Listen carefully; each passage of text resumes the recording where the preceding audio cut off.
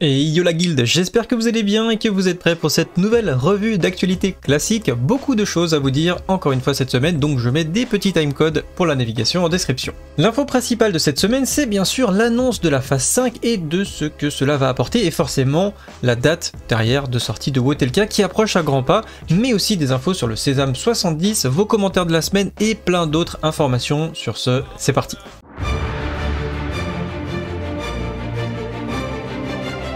Et on commence tout de suite avec un petit peu d'auto-promo. Voilà, je voulais voir avec vous les différents moyens de soutenir la chaîne. Actuellement, je fais pas d'OPSP parce que soit les propositions que j'ai n'ont aucun rapport en fait avec ce que je produis, donc du coup je préfère ne pas faire d'OPSP. Pareil sur mon site, je vais pas mettre de pub, en tout cas j'ai pas prévu d'en mettre, mais du coup pour m'aider à soutenir le projet, eh bien vous pouvez le faire de différentes manières. Donc évidemment déjà ça peut être de vous abonner simplement à la chaîne, hein. Je vous rappelle, on est à peu près 60% des personnes qui regardent les vidéos ne sont pas abonnées, donc ça m'aide énormément évidemment de simplement le fait de vous abonner.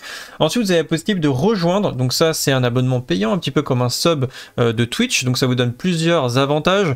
Sur Discord vous avez un rôle spécial, et sur Wotelka j'ai prévu, notamment pour les vidéos Farm Gold, de les laisser en sub only sur YouTube. Pourquoi? Parce qu'il y a beaucoup de Farm Gold en fait qui ne gagnent pas à être connus justement, et donc dans ce cadre là je trouve que c'est plus pertinent que ça soit un accès restreint entre guillemets, et moi ça va me permettre de pourquoi pas monétiser un peu mieux la chaîne. Et récemment eh bien j'ai débloqué tout simplement les Super Thanks ou les merci, qui sont des donations, donc ça vous donne pas forcément un accès particulier, enfin j'en ai pas eu encore, je sais pas comment ça marche, je viens de les activer ce matin, mais je pense pas que ça vous donne un accès particulier, c'est vraiment un soutien financier.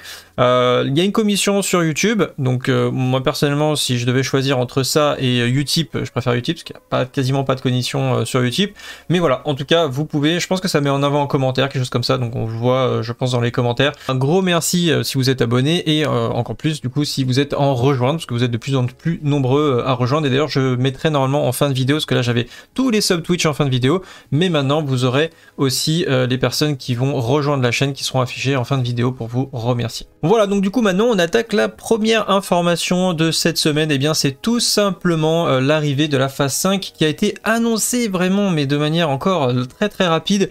Je pensais pas que ça, je me disais fin mai, début avril peut-être, je pensais pas que ça arriverait le 10 mai. En tout cas c'est là, c'est annoncé, et on va voir un petit peu sur quoi ça porte. Alors évidemment qui dit nouvelle phase dit nouvelle saison. On a la saison 4 d'arène qui va être débloquée. Vous avez besoin donc pour les épaulettes 2000 de cotes, pour les armes ça sera 1850 de cotes, pour les bottes 1700 de cotes, pour les anneaux 1650 de cotes, pour les brassards 1575 de cotes. Et comme d'habitude, une fois que vous avez atteint la cote, même si vous perdez votre cote, votre item, vous pouvez continuer à l'équiper et l'utiliser évidemment. Donc le 12 mai, donc 2 jours après la sortie du patch, vous pourrez rentrer donc dans le raid du plateau du Puits de Soleil. Donc juste pour information, quand vous arrivez donc à Sonol, vous allez avoir un portail qui va être à Chatrat et qui va vous permettre donc d'accéder à cette nouvelle zone dans laquelle vous allez avoir de nombreuses quêtes et raids. Déjà, juste pour revenir sur le raid, donc le raid contient 6 boss. Vous avez Kalegos, Brutalus, Felmis, The Eredar Twins, Muru et Kil'jaeden. Comme précisé ici, il n'y aura pas besoin d'accès, et comme à l'époque, a priori à l'époque il y avait besoin d'un accès, et en plus de ça, tous les boss seront disponibles dès le début, alors qu'avant on avait un système comme ça d'ouverture de phase avec un certain nombre de boss. Là on aura vraiment l'intégralité des boss qui seront disponibles dès le 12 du coup, pour probablement le rush, et puis surtout je pense qu'ils ne voulaient pas étendre comme ça cette extension au vu de l'approche de Wotelka. Je pense que vraiment ils visent, et on va en parler largement après, vous verrez, de la sortie de Wotelka.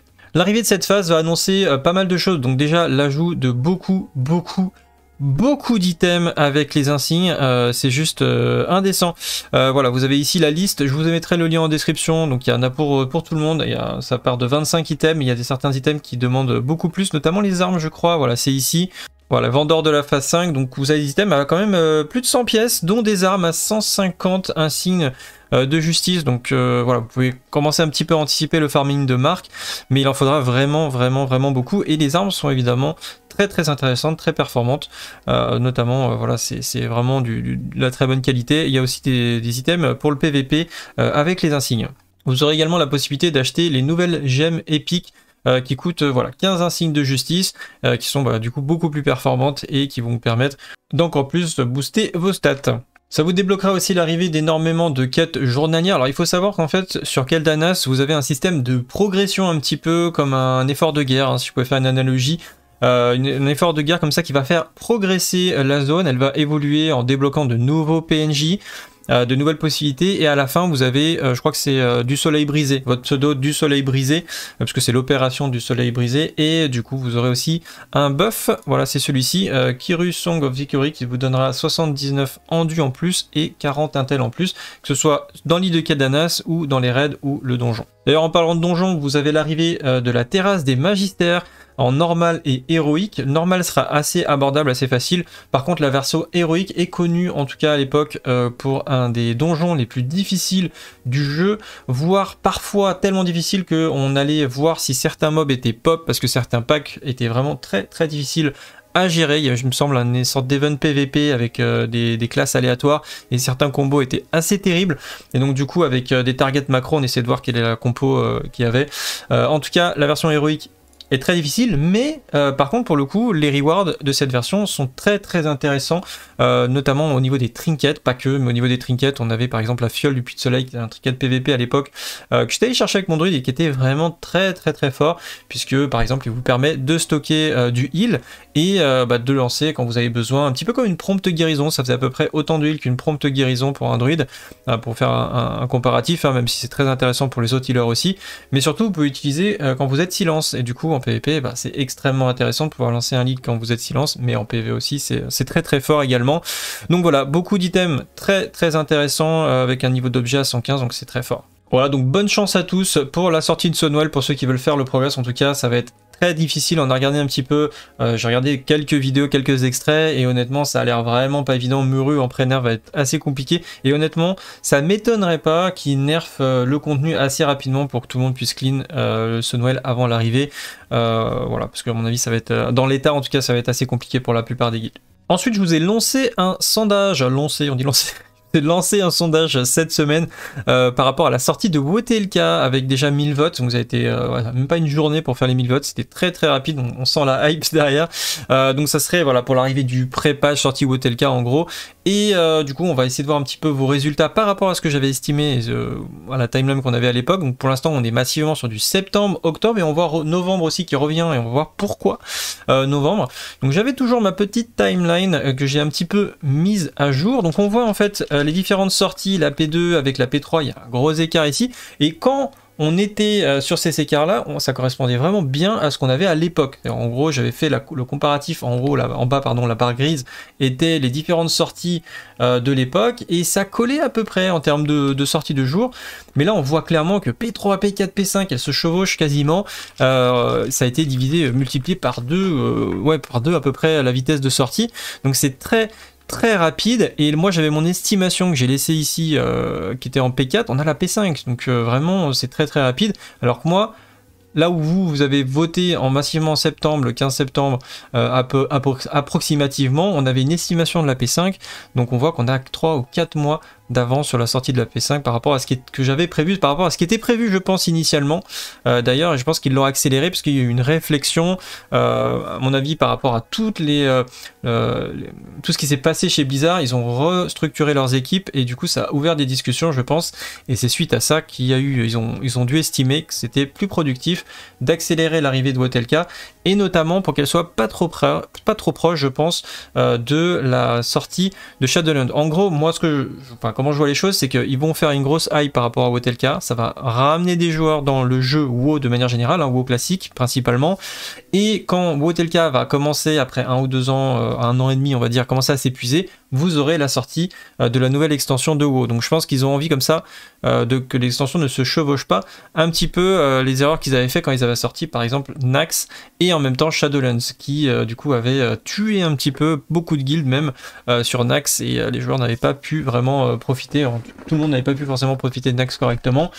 Donc je sais pas, peut-être qu'il y a eu une réflexion d'harmoniser comme ça les sorties pour qu'elles ne se chevauchent pas. En tout cas, je trouve que ça a du sens. Donc il y a deux, dans le sondage que vous avez voté, que j'ai remis ici en bas, vous avez deux possibilités finalement. Ça va être une sortie en septembre, puisque vous avez voté massivement à ce niveau-là, et je pense que c'est par rapport à la durée, les gens qui ont voté ça.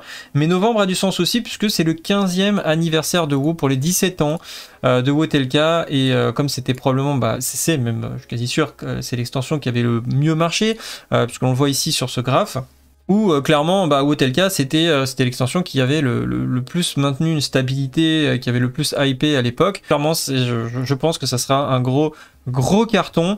Donc après, est-ce que ça va être en septembre? Est-ce que ça va être en novembre? Si vous avez des arguments, mettez-le en commentaire. Franchement, les deux dates, pour moi, elles sont crédibles. En vrai, j'ai peut-être plus une tendance, voilà, si je devais voter, je mettrais plus en novembre sur l'anniversaire des 15 ans. Pourquoi?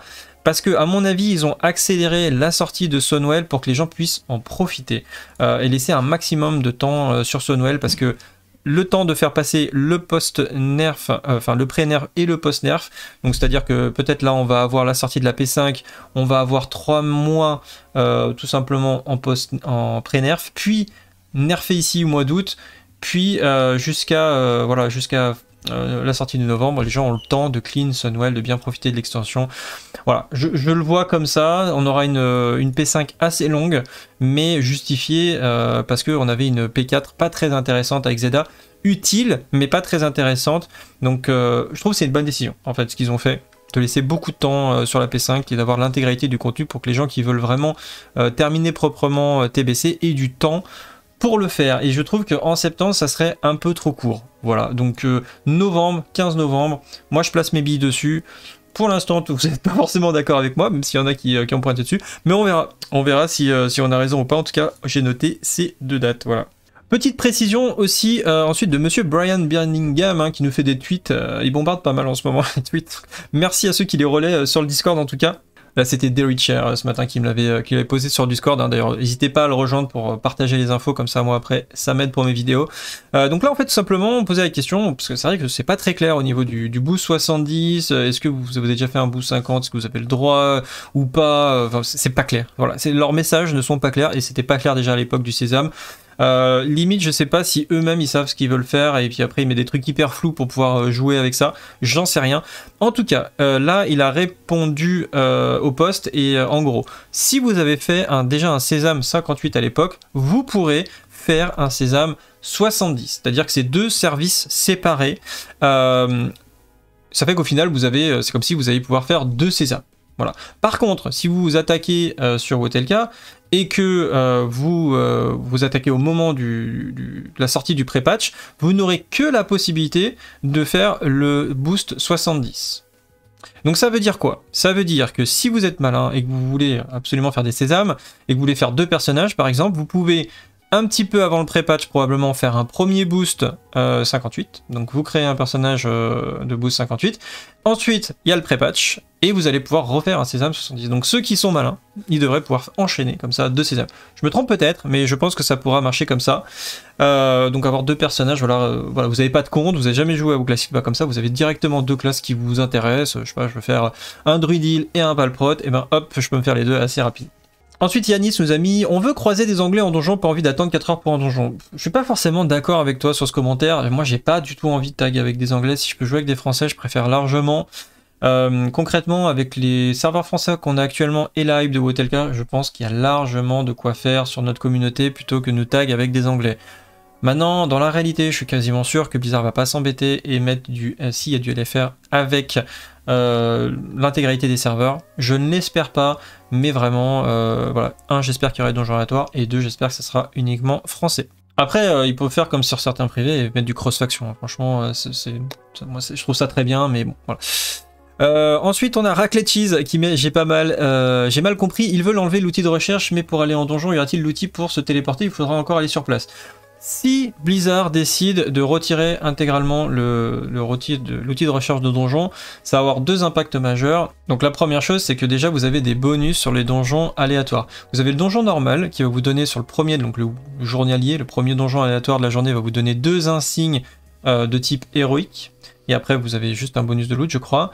Ensuite, quand vous taguez héroïque, vous avez un bonus journalier avec un insigne de niveau de cran supplémentaire, donc qui va être l'insigne de raid. Puis après, ça sera des insignes héroïques, donc vous avez deux insignes en plus par jour, donc c'est énorme si vous spammez, parce que pour faire toutes les donjons héroïques, il faut quand même bien spammer, hein, voilà. Vous pouvez le faire, hein, mais faut vraiment bien spammer. Il faut avoir un bon e-level parce que du coup vous avez même pas tout qui est débloqué. Chaque héroïque, donc déjà vous avez un gear score nécessaire pour pouvoir débloquer les héroïques, qui doit être à peu près entre 2800 et 3000 de gear score. Et ensuite vous avez des héroïques qui ne sont pas, même si vous avez 3000, vous pouvez pas faire toutes les héroïques. Donc voilà. Donc déjà la première perte, si on perd les donjons aléatoires. Et ensuite effectivement on va entre guillemets perdre du temps, mais voilà, il faut le faire, c'est qu'il faut aller jusqu'au donjon, au moins 2 personnes, vous avez une pierre, vous pouvez TP les gens et ensuite y aller. Ce qu'on appelle du walking actuellement, enfin, en tout cas pour ceux qui jouent au serveur privé, je pense que vous connaissez ce terme, c'est en gros, il y en a beaucoup qui font ça, ils n'ont pas encore le e-level, mais ils y vont en guilde, ils vont walking, donc ils vont marcher jusqu'à l'instance pour pouvoir faire l'instance. C'est quelque chose que beaucoup de gens font actuellement parce que en fait, les instances héroïques sur Wotelka, elles sont vraiment faciles par rapport à celles de TBC. En tout cas, elles sont vraiment beaucoup plus faciles. Et du coup, ça fait qu'on peut assez facilement aller commencer à farmer des marques. Et d'ailleurs, pour ceux qui veulent avancer rapidement sur Wotelka, je vous conseille même pas de faire les donjons normales en fait. Le donjon normal, vous le faites juste s'il y a le donjon aléatoire pour avoir les bonus. Mais sinon, vous ne le faites pas. Vous allez juste acheter du stuff à l'HV, vous prenez du stuff bleu de craft, etc. Et vous foncez directement à pied sur les donjons héroïques avec votre guild, des joueurs qui savent jouer, ça sera beaucoup plus intéressant, les loots sont beaucoup plus intéressants, farmer du stuff 80 directement et un épique à la fin, plus des marques sur les boss. Bon bref, c'est le top du top, les donjons héroïques sont insane sur Wotelka. Donc voilà, en gros, il faut aller sur place et se TP pour répondre à tes questions. Enfin, on a bien avancé sur les différents sondages de classe pour Wotelka. Voilà, je suis parti sur un principe de sondage sur le Discord pour essayer d'évaluer un petit peu la performance des classes, des différentes spécialisations, des tanks, des heals.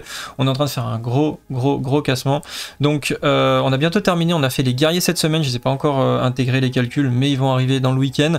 Et la semaine prochaine, il ne reste plus que le prêtre, donc ça veut dire que je vais pouvoir vous faire la vidéo débrief retour, que je peux vous spoiler un petit peu. Donc évidemment, on va reparler, on va vous classer ça, je mettrai aussi sur le site camilops.fr le résultat de ces sondages, pour que vous ayez une cartographie un petit peu de ce que la communauté pense des différentes spells, des différentes classes. Et je reprendrai également les statistiques de l'époque, parce qu'on a des Warcraft logs très précis de l'époque qui sont assez accurate, parce qu'on avait quand même un bon niveau par rapport à Vanilla, puis TBC, Wotelka, il y a eu quand même une montée assez importante du niveau des joueurs, je trouve, et on a des logs vraiment avec beaucoup de quantité de données, ce qui permet par exemple sur ICC en fin de jeu d'avoir des stats assez pertinentes sur les dégâts des différentes spécialisations. Donc là c'est vraiment un avis global sur l'extension en prenant un petit peu toutes les phases, c'est pour ça qu'on aura des notes je pense différentes par rapport à ce qui est sur ICC. Mais voilà, ça vous donnera une idée globale des notes des différentes classes. Et on a bientôt terminé, donc probablement vidéo fin de semaine prochaine ou dans 2 semaines au plus tard, je pense, pour on va dire ce qu'on peut appeler une tier list comme ça, des différentes clés, des différentes spé. Et encore une fois, merci beaucoup à votre participation à ce niveau-là. Et pour terminer, eh bien, je voulais vous faire une petite info par rapport à la sortie de l'application Warcraft Arclight Rumble, qui est le nouveau jeu de Blizzard qui est sorti sur mobile un petit peu. Dans la lignée des Clash of Clans, ça ressemble beaucoup à ça, version Warcraft. Alors j'y ai pas joué, j'ai pas testé, donc je vais juste vous donner mon avis par rapport au concept de sortir des jeux Warcraft sur mobile. Moi personnellement je suis pas particulièrement contre l'idée, je me dis voilà, évidemment je préférerais qu'ils investissent dans World of Warcraft, il y a tellement de choses à faire et à dire et à modifier pour rendre le jeu insane. Il y a toujours un potentiel pour moi World of Warcraft incroyable, PVP, PVE, il y a beaucoup de choses. Surtout PVP, j'ai envie de dire, ça a toujours été très délaissé. Je vois des gens qui se battent tous les jours pour essayer de faire évoluer le jeu, comme par exemple Trauma qui propose des trucs insane constamment. J'espère vraiment qu'il va pouvoir avancer sur ces différents projets. Peut-être qu'un jour, je crois qu'il travaille sur un truc en ce moment, on pourra en parler parce qu'il y a vraiment des bonnes idées. J'aimerais bien avoir des idées comme ça sur Classic, peut-être ça une suite de Classic, mais vraiment je trouve que le PVP de WoW a toujours été sous-estimé et ça mérite vraiment que Blizzard s'y intéresse beaucoup plus. Bref, le développement de jeux mobiles, pour moi, ça peut quand même apporter de l'intérêt sur la franchise WoW parce que les jeux mobiles, ça cartonne et il y a un marché insane. Et comme, notamment par exemple en Chine, en Inde, etc., c'est pas forcément en Europe et aux US où ça rapporter le plus de sous, mais il y a vraiment des marchés monstrueux par rapport à ça et ça peut du coup rapporter beaucoup d'argent à Blizzard et capitaliser du coup sur cette franchise Warcraft. Donc, s'il y a des finances, ça peut permettre, même si c'est un faible pourcentage derrière, ça peut permettre de faire évoluer World of Warcraft avec des nouveaux investissements, des nouvelles équipes de développement qui sont, parce que là c'est la guerre en ce moment, notamment par rapport à League of Legends qui développe son propre MMO, hein, ça a été annoncé, donc il y aura dans quelques années un gros MMO League of Legends. J'espère vraiment pouvoir continuer à faire mes vidéos jusque là pour vous en parler parce que ça me motive de ouf. On a d'ailleurs Combo qui a fait une excellente vidéo sur le MMO à venir, les informations qu'on a à ce niveau-là. J'en avais parlé aussi dans une vidéo il y a quelques mois, mais presque un an, je sais plus, ça date un petit peu quand même l'annonce. Donc ça va être dans très longtemps. Hein. Alors, encore une fois, est-ce qu'ils vont faire leur MMO? Ils ont dit qu'ils allaient faire dans très longtemps pour pas se mettre la pression et faire un effet de surprise, le sortir plus tôt. C'est vraiment pas impossible. Mais je pense qu'ils veulent pas le rusher, ils veulent vraiment faire un truc insane. Donc à mon avis, il faut vraiment avoir minimum 4, 5, 6 ans avant la sortie de ce MMO. Mais quand il va sortir, ça sera vraiment quelque chose, surtout au vu des personnes qu'ils ont recrutées. En tout cas, je vous renvoie vers cette vidéo pour vous si vous voulez plus d'informations. C'est assez bien fait. Je vous mets le lien en description. En tout cas, le développement d'un jeu mobile, je pense que ça peut avoir plutôt un impact positif, notamment financier, sur la franchise Warcraft et justifier derrière le développement de suites et de nouvelles extensions, voilà, ou de nouveaux jeux, peut-être un WoW 2.0, je ne sais pas, mais en tout cas, c'est plutôt positif, et puis pour ceux qui aiment bien ce genre de jeu, bah c'est toujours ça. Voilà, c'est tout pour aujourd'hui, je vous remercie pour votre présence et votre soutien, on se retrouve sur Discord si vous voulez en discuter. Sur ce, salut à tous, salut à Guild, et à bientôt, ciao.